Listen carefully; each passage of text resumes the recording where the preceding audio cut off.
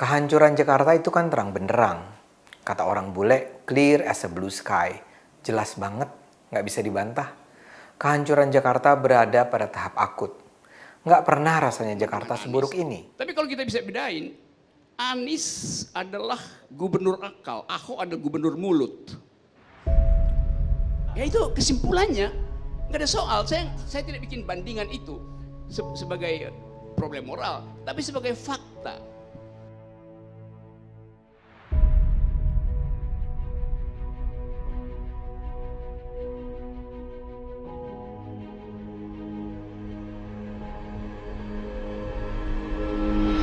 Dianggap bahwa gubernur DKI gagal, maka yang mesti dipindahkan gubernurnya, bukan ibu kotanya tuh. Gampang aja kan. Menurut saya kepemimpinan Pak Anies ya cukup baik lah ya. Saya salah satu cyclist, jadi saya merasa kepemimpinan Pak Anies Baswedan itu udah baik karena memprovide orang-orang untuk bisa naik sepeda. Seperti kayak kemarin saya pulang dari kerja, lihat di sub tuh pakai sepeda tuh menurut saya keren banget sih.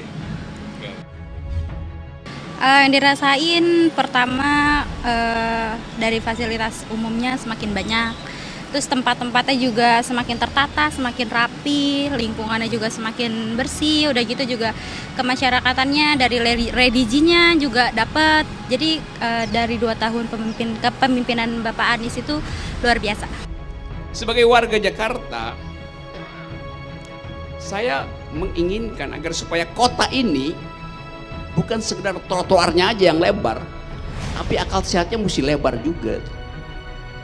Karena dia jadi mercusuar dari Indonesia. Nah, saya belum lihat misalnya Anies membenahi pusat-pusat akal sehat di Jakarta. Dewan Kesediaan Jakarta, misalnya, apalagi itu yang disebut Akademi Jakarta tuh, yang sebetulnya bisa jadi think tank untuk menghasilkan konsep. Karena kita ingin Jakarta itu dihuni oleh pikiran.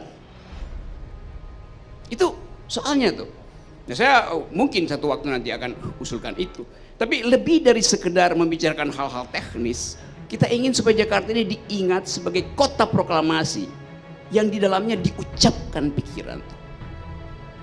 Jarang ada kota di dunia yang sekaligus ada kota proklamasi. Kota yang merekam jejak intelektual bangsa ini. Nah, selama berapa tahun terakhir ini, itu Jakarta sebagai pusat pikiran itu tenggelam. Saya berteman dengan Ahok, berteman dengan Anies. Tapi kalau kita bisa bedain, Anies adalah gubernur akal, Ahok adalah gubernur mulut. Ya itu kesimpulannya, nggak ada soal. Saya tidak bikin bandingan itu sebagai problem moral, tapi sebagai fakta. Karena itu saya akan tagih dari Anies, bukan caci makinya, tetapi kemampuan dia untuk menghasilkan pikiran agar supaya kota ini dikenang sebagai kota yang berpikir, bukan kota yang penuh caci maki seperti sebelumnya dalam kontras itu. Rule of law enforcement there, but I think this is the part that needs a development. And I must also say that when we talk about inequality, yes, it's inequality in terms of income, but also inequality in terms of geographic. And this is, I think, the challenge that Indonesia must address, that perhaps is rather different than any other country in ASEAN. The challenge is not only about urban and rural, or between those who are... Sekali lagi, kita ingin agar supaya Anies memperlihatkan 50%, kalau disebut tadi sisanya itu, sebagai gubernur yang berpikir. Saya ingin misalnya lihat ada Dewan Kesenian Jakarta yang setiap minggu ada public address, ada pidato kebudayaan di situ, ada ceramah intelektual di situ tuh. Akademi Jakarta isinya profesor-profesor tua, mantan-mantan pensiunan LIPI ditaruh di situ, ganti aja. Supaya kita dapat Monas lain di Jakarta. Bukan sekedar api emas, tapi api akal pikiran. Dengan Well, thank you for that. Anies, are you worried that you're going to have too many young people with nothing to do in your country? So many things worrying me, whenever we're talking about the youth. But automatizations is nothing new. We had experienced this in the past. When we had a transformations from agriculture society to industrialized, for example, all of us used to were producing food, almost all of us. And then we're undergoing these transformations. What he did is, it's not that we're going to compete against machine. I think what's going to happen is that automatization will take place, new kind of jobs will be created, and that we will be doing other new interesting job using new technologies. Survei mengatakan Anies tinggal 2% itu. Ya tapi dia 2%, yang lain 0% kan? Kan itu soalnya kan. Jadi mestinya buser-buser ini yang anti Anies ajukan calon penantang Anies. Logikanya begitu. Gak ada gunanya menurunkan elektabilitas Anies kalau nggak ada pesaingnya tuh kan. Jadi semua berupaya agar supaya 2024 nama Anies itu dihilangkan oleh survei. Tapi survei tidak memajukan alternatif kan. Kan itu kacaunya. Dari grup Jokowi nggak ada penantang Anies. Dari grup PDIP juga nggak ada penantang Anies tuh. Malah yang dimunculkan Prabowo. Ya Prabowo dimaksudkan sekedar untuk mungkin harus diucapkan lebih dahulu karena partainya besar. Padahal belum diuji nanti di pilkada selama 2020 ini berapa persen penurunan Gerindra tuh. Anda yakin turun ya? Saya kira turun tuh. Jadi juga Prabowo ya bisa aja naik karena sorotan kamera. Tapi begitu partainya drop, ya orang berpikir ulang kan. Tidak cukup suara untuk angkat Pak Prabowo. Tapi sekali lagi itu adalah upaya untuk mendelegitimasi Anies itu. Dan pertanyaan orang, mengapa tiba-tiba ada semacam orkestrasi survei yang satu suara, yaitu Anies melemah, Prabowo menguat tuh.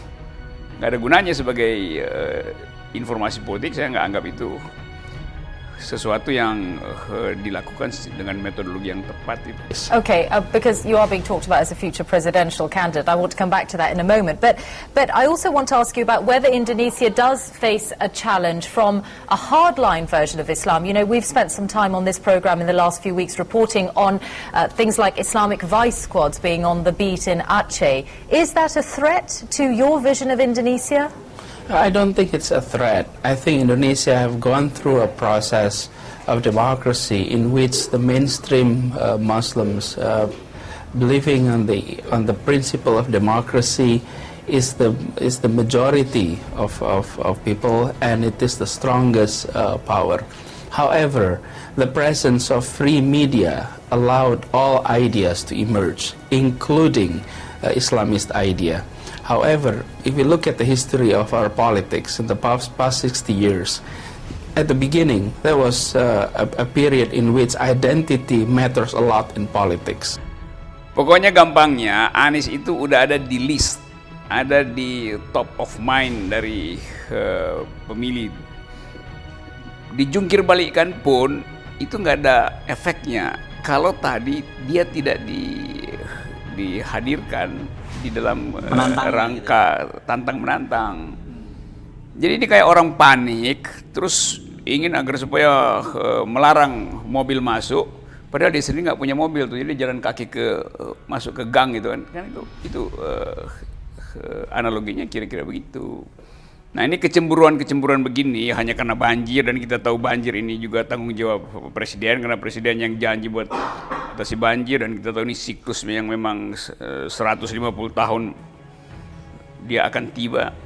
Jadi banyak betul problem yang ecek-ecek sebetulnya, yang secara teknis semua orang tahu, tapi itu dikaitkan dengan 2024 kan ajaib kan, para penghalang demokrasi. Jadi bukan hanya banjir, mulai Formula E sampai macam-macam anggaran dan sebagainya, pokoknya apapun. Iya, pokoknya deanisisasi itu, deanisisasi. Tapi deanisisasi mesti ada countervailing force-nya tuh, dan itu yang nggak terlihat kan. Jadi pertanyaannya, demi apa itu dilakukan kalau penantang Anies tidak dimunculkan? Hanya downgrade saja ya? Iya tuh, kayak orang baper, kayak apa namanya, mantan yang cemburu lalu dia jelek-jelekin, dia sendiri nggak bisa dapat penggantinya kan. Jadi kalau Anda jadi Anies, kira-kira apa yang Anda lakukan dalam situasi semacam itu? Ya Anies udah main TikTok aja tuh. Apa namanya, main TikTok namanya Pak? Oh TikTok. Iya itu aja, main TikTok aja, abain aja kan. Karena kalau dia bereaksi maka reaksinya terbaca dan itu yang akan dimanipulasi reaksi Anies itu. Jadi apapun, jadi sebenarnya sekarang apapun dilakukan apakah Anies bekerja atau tidak bekerja akan tetap dibully habis. Iya karena memang itu targetnya kan.